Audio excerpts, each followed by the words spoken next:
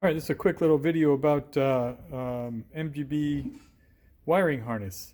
You can see here I've got a new one installed. I'm starting to lay it out. I can't do a whole lot of work without the engine, and I still don't have a battery yet.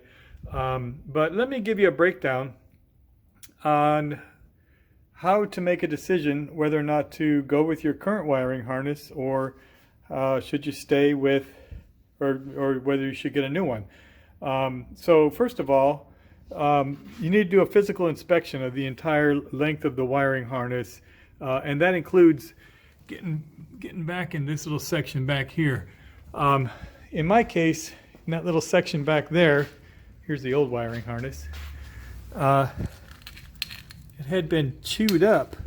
Where is it? Well, I got a good picture of that. It had been chewed up by rats. And so that was kind of a no-brainer. You need to have it replaced. So when I took it out, I also noticed under the dash section, here it is, this was up underneath the dash. You can see this wire is completely burned out. So I would have never seen that if I hadn't done a complete inspection of the old one. And I might have just been fiddle farting around with it. Every time this thing got power, it would have melted more wires. So it's kind of a no-brainer when you have a car that's been in the garage, it's been eaten by rats. The rats like to eat the wiring. Do a quick inspection if you want, but I would just say replace all the wires and all the rubber, because it's all going to be degraded and chewed up by rats and whatnot. Boy, I wish I could. Well, anyway. Got to be on here somewhere where the rats had chewed up. Anyway, so when you're looking under there and you're doing an inspection, look for things like this. This is a complete hodgepodge job. Somebody had, obviously that wire was burned, so he put another wire in and just kind of made do. Here's another melted wire right here. This is a serious fire hazard. So look for those little things where you can see that the wires had shorted out and burnt, and they replaced them with other wires. Look for electrical tape, because very seldom do you have electrical tape just on a wire in a wiring harness. But when you take out the old one, be aware you don't want to just throw it away. You want to make sure that all of the old devices, switches and relays, come off. And a lot of times, here's dash lights. We're going to test each one of those independently. But a lot of times you'll find the connectors, these little rubber connectors on the ends. Sometimes with the new wiring harness, it doesn't come with these little rubber connectors. You can still connect them, but these things have to come off. So you'll have to recycle some components, inline fuses, things like that. You'll have to recycle those when you do your new wires. So on the NG, the main wiring harness comes in a big loom, and it goes all the way from the front headlights across here to the fans and the radiator into the, it comes with a fuse box. It comes back to here, and when you get to here, it goes through the firewall. So that's the first thing that you have to do. Is on the old one, I just cut it off there because it was much easier to deal with, but you'll have to take this little mounting strap off of the windshield wiper motor so that you can gain access. I don't know if you can see back here, so that you can gain access to that port where the wiring comes out. What I recommend is you got to take the grommet out, and you run the wire through, and then you put the grommet in after the fact. I was really surprised how easy it was to put that grommet in after the fact. It came right in, went right in there, no problems. The next thing you have to do is remember the routing. Obviously this is just sagging, but you want to use this windshield wiper bar, part of the motor mechanism, as a place where you can put your your wire strapping on and suspend those wires up. When it comes around the corner, all of the dash controls are on a little separate little loom that have connectors. And you can connect those dash controls on this crossbar right here. But really the focus here is to keep it up out of the way and keep it from getting grounded on anything so that you don't ever have any electrical problems. The other thing you have to plan around is all these little pipes for the heating system. You see it comes in right there. So there is a bit of a sequence when it comes to that. So while installing the wiper motor back, make sure you plug it in first, because you won't be able to get to this connector after it's in there. Second of all, don't miss the second ground. There's two grounds that go up into this little nut right here. So I had it all together, now I got to take it apart to put that ground strap back in there. So FYI, these black wires are grounds, and they need to go in there's a little nut right up in there, and you need to screw both of them in. That was always measure once, cut twice, and always re-inspect your work before you move on to the next thing. So don't make the same mistake that I just made. Learn from this lesson. There are two wires. Got to put them both on. All right, so a couple of these little components. Starting from this side, I'm going to start working through this little flasher switch. This is it replaces another part, so you may not have exactly the same part. I imagine the old part was square and fit in that little thing.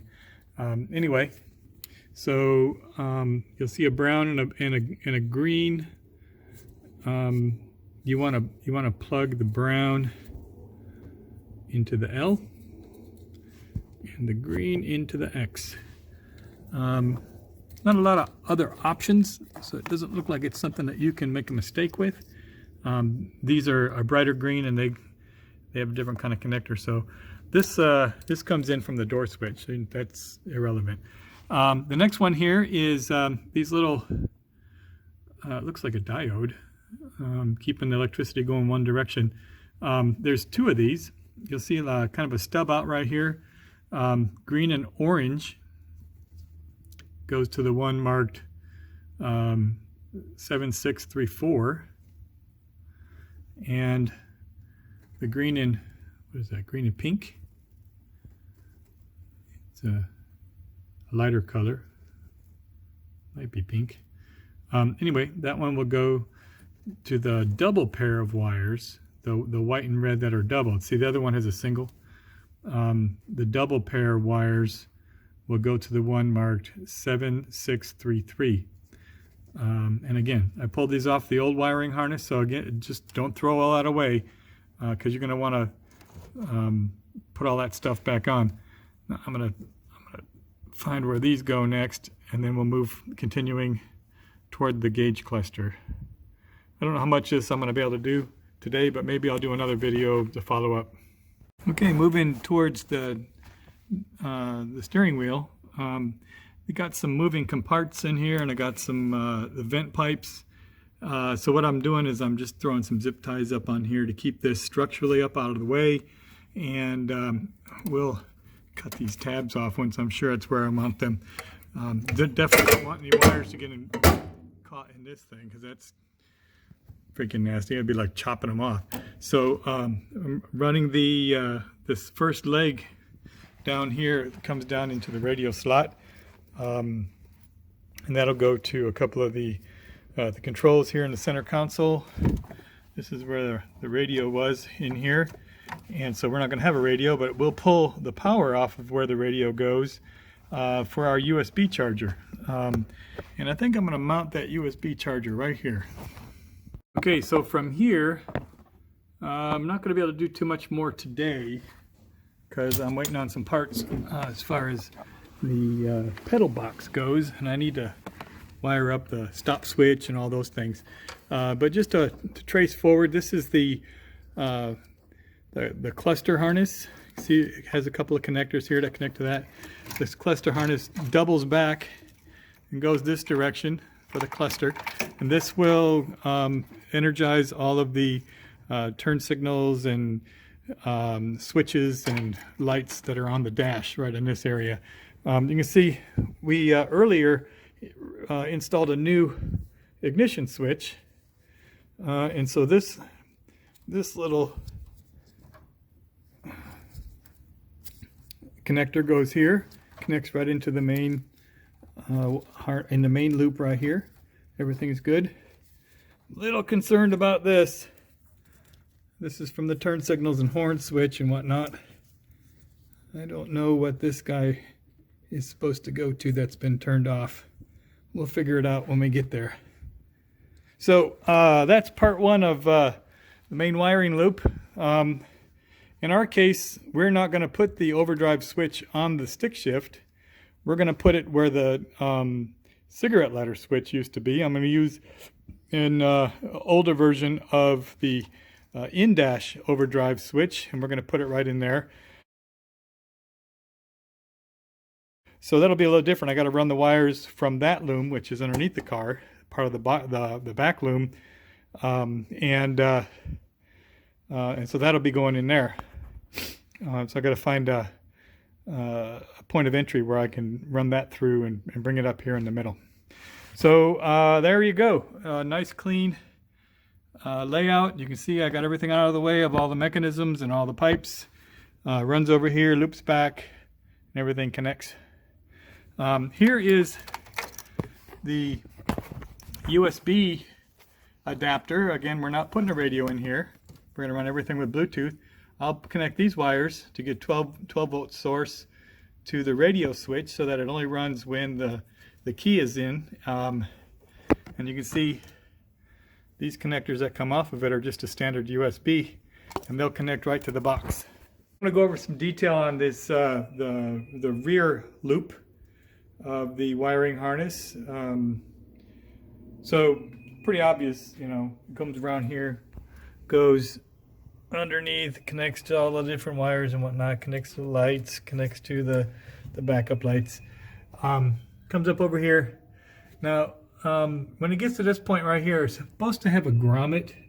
The old grommet was kind of nasty. I didn't want to spend time and wait to have a new grommet ordered, so what I'm doing here is I have another grommet from some other thing that I had left over, and it's pretty big, so what I did is I cut a pie piece out of it, and I'm gonna slide it over this and jam it in there, and hopefully that'll get close enough, and the hole will be a little bit bigger than it needs to be, but I'll just put some silicone sealer in that and it'll be good to go. Let me take you down to the bottom side. So coming in from the passenger side rear tire, you can see I'm going to try to get up in there. You can see coming down from the grommet, there's a couple of little wires that come off. Those go to the fuel gauge or the fuel sending unit, and to the fuel pump itself. That right there is the hole for where the fuel pump goes. But then it gets complicated. So it's got to come all the way back to the front. And you can see, maybe you can't see. Let me pause and put a light on that. Okay, yeah, so once you leave the grommet right there, then the wire goes up in and behind and alongside the fuel lines. And there's a number of these little loops, wire management loops that grab onto it. There's one right there. So those are all accessible through with a 7/16 wrench. This one in particular, you need a box end wrench for. The next one down, you can get that with a ratchet. It takes a long time to get those things out. Once they come out, you know, mind you, they're connected to the fuel line, which is not flexible, and so you have to kind of bend it out, and then once you get it out, you put the new one in, you got to bend it back. So it's quite a laborsome task to take those off. So there's two there. There's There's another one, comes down, another one right here. You can see it continues on along, gets to this point where it goes to the cross member, and they have a grommet. So what you have to do on that is take the grommet out, put the grommet onto the wire, and then fish the wire through the bigger hole, and then you have to put that grommet back on. Now I'm going to go ahead and see, because this wire is a little bit smaller than that grommet, I'm going to go ahead and put some silicone sealer in there too. I don't want to let any extra water get up in there on that cross member. So there's a grommet on the back side as well, and then it continues, goes underneath this little cross member, and then it goes all the way on up. Now I'm upside down, to the front. When it gets to the front, then it makes it on up to the engine compartment, and you can see it from there. So if you're thinking, hey, I'll just replace the rear loom on the wiring harness, think twice about that, because it is quite a labor-intensive task. So there you go, 1977 MGB main wiring loom.